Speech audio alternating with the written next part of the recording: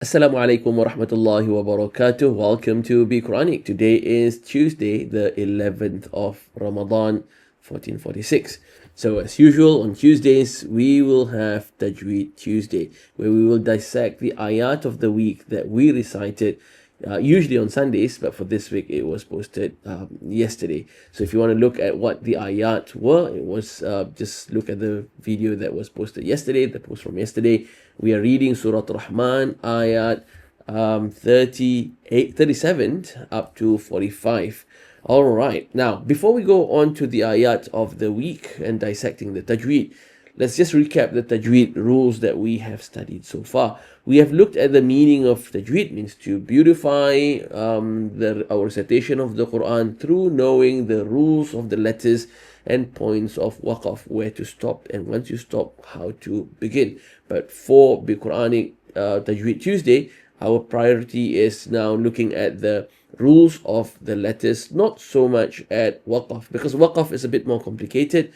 It requires understanding Arabic.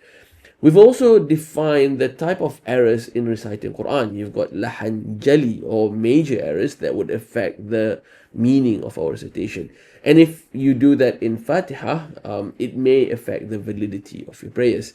Lahan khafiya, on the other hand, are minor errors that beautify our recitation but doesn't affect the meaning of what we are reciting.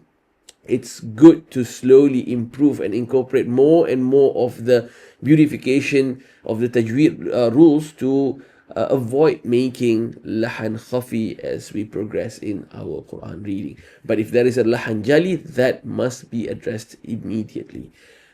We've also looked into the most important ruling of tajweed is mad asli. Mad asli is elongation, the natural elongation or the foundational elongation, and this affects the meaning of what we are reciting. We read mad asli with two harakat, and the letters are alif, waw, and ya. The formula is nuhiha. Waw, sukun with the dhammah before it, ya, sukun with the kasrah before it, and alif with a fathah before it. And then we've looked into wajibul ghunna, the nasal sound. The letters are noon and mim when they are in the state of shadda. Noon and mim mushaddada. Inna, thumma, you read it with two harakat ghunna.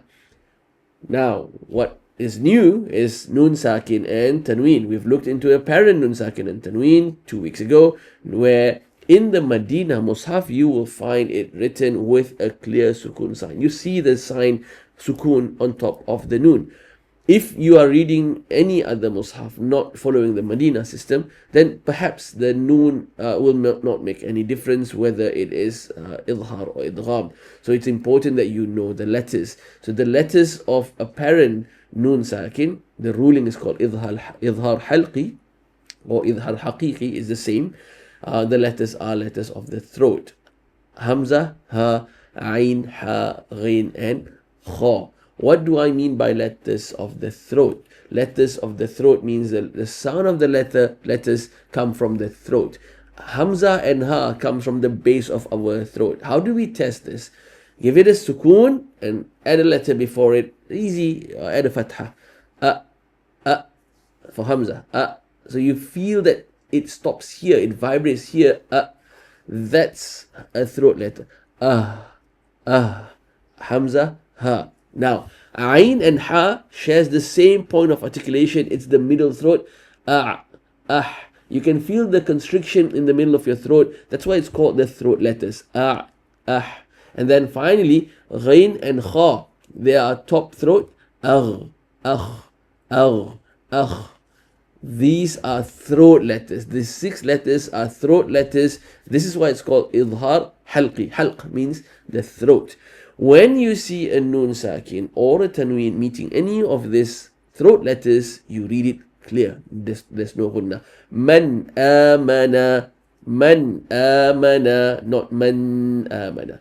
All right, let's quickly move on to non-apparent nun sakin. These are cases where the nun sakin, you know it's a sukun, but there is nothing on top of it. It's just empty.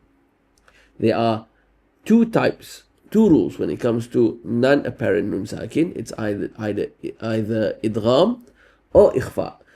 Idgham means a full merger. I mean, technically, idgham means annihilation because you annihilate the sound of the noon or the tanween altogether. The letters are yarmalun, ya, ra, mim, lam, waw, and noon. 6 letters. And there are 2 types of idgham, bi ghunnah and bila ghunnah. Bi ghunnah, ya, waw, mim, noon. Bila ghunnah, lam, and ra. Bi ghunnah means reading it with ghunnah. Bila ghunnah, reading it without ghunnah. We've looked into the examples last week. For this week, we're just gonna look at the examples when we read the ayat of the week. This week, the new rule this week, we're not going to look at ikhfa or half merger, not yet. What we're going to look at is going to be the small meme, because we're going to go the easier ones first, and then we're going to study ikhfa next week, because this is the largest component of Noon Sakin and Tanween. Small meme. The way it's written is, on top of the Noon, there is a small meme. Or, instead of a Tanween, it's a single harakah with a small meme. Either Fatha with a small meme, Kasrah with a small meme, or Dhammah with a small meme. Let's look for an example before we explain the rule, the Tajweed rule first. Alright. Look at this. And them, then bihi. Look at the Noon here. There is no sukoon sign. What it has is it's got a small meme. Alright, there are 2 types of small meme when it comes to signages in the Medina Mus'haf. You either have meme with the long tail or meme with the short tail. This is a meme with the long tail. So when it comes to Noon, Sakin and Tanween, we are dealing only with the long tail meme. The short tail meme is that's waqaf lazim, where you have to stop. If you see the small meme with the short tail, you actually have to stop. But we don't have this in Surah Al-Rahman, so we're not going to look into it. Our concern today is the small meme with the long tail, like we see here.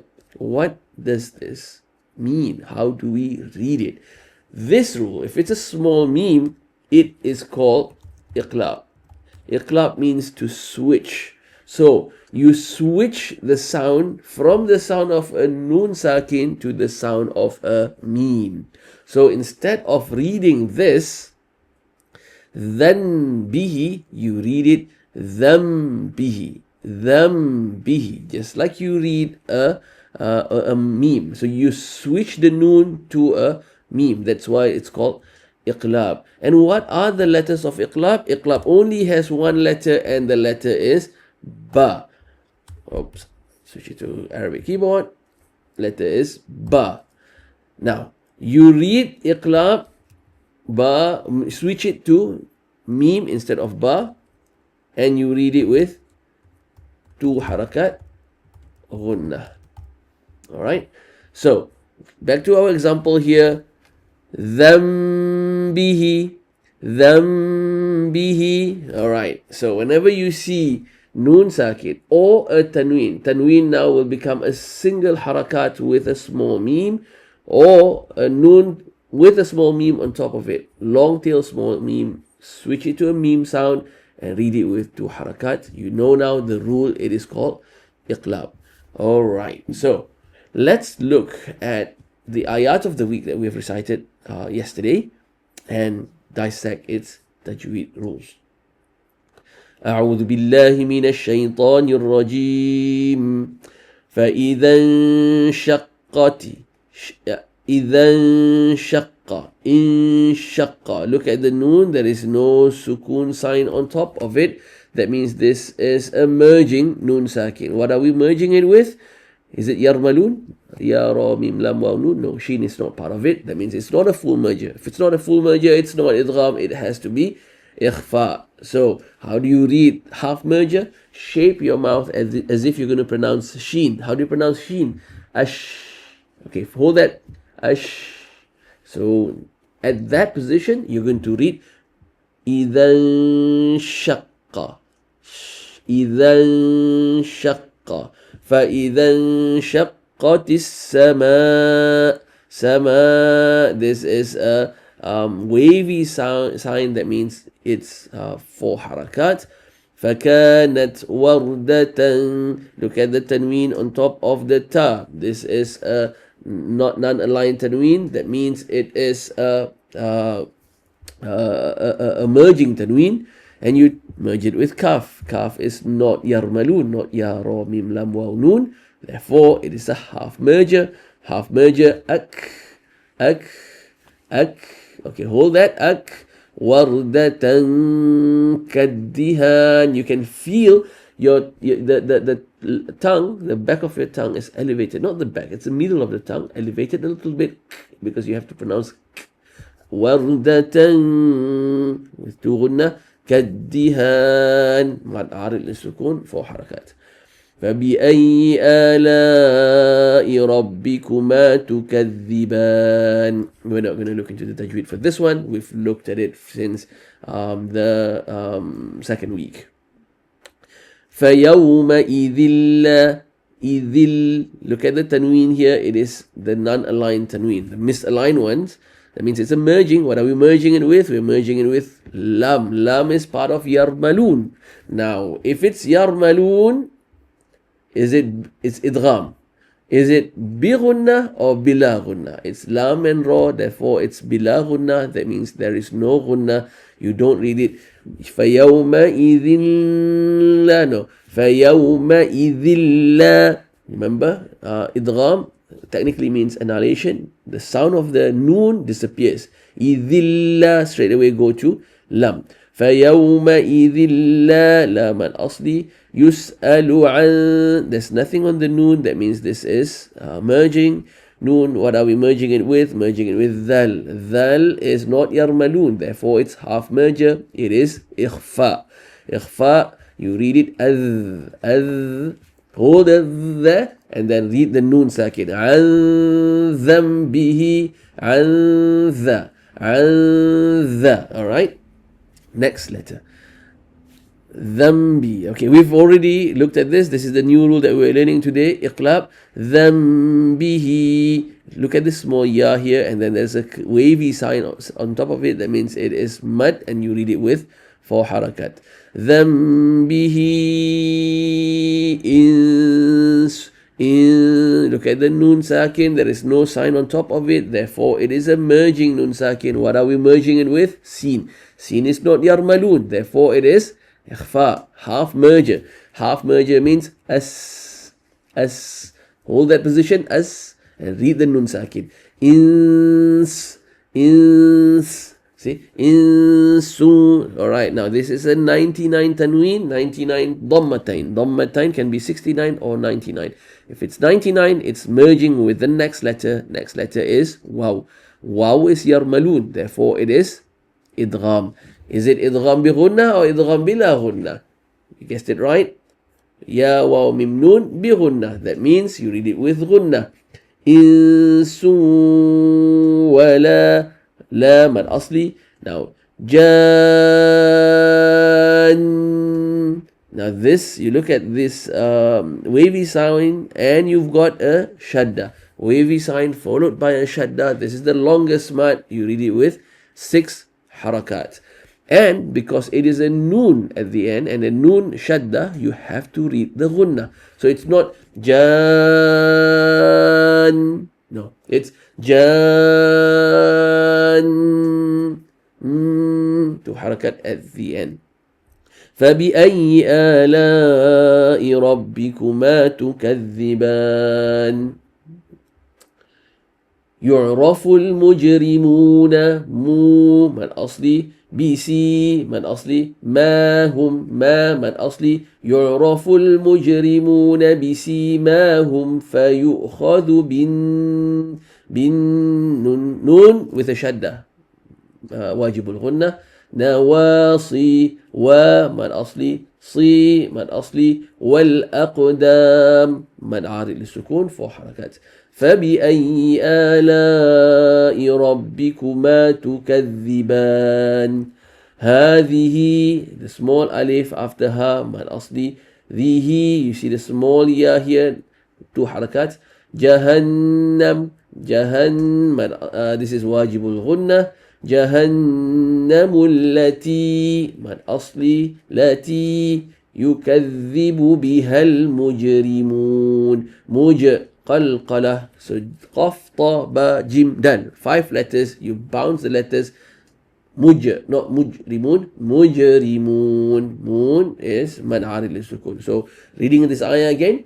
هذه جهنم التي يكذب بها المجرمون يطوفون طو من أصلي فو من أصلي بينها ها من أصلي يطوفون بينها وبين حميم. Look at this tanween under the meme.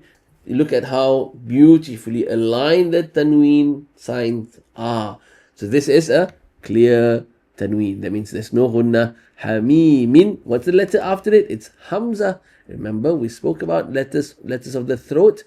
Idhar halqi. Hamza is the first to come. Therefore, you read it clear. Not hamimin an. No ghunna. Hamimin an. 4 harakat at the end. فبأي آلاء ربكما تكذبان.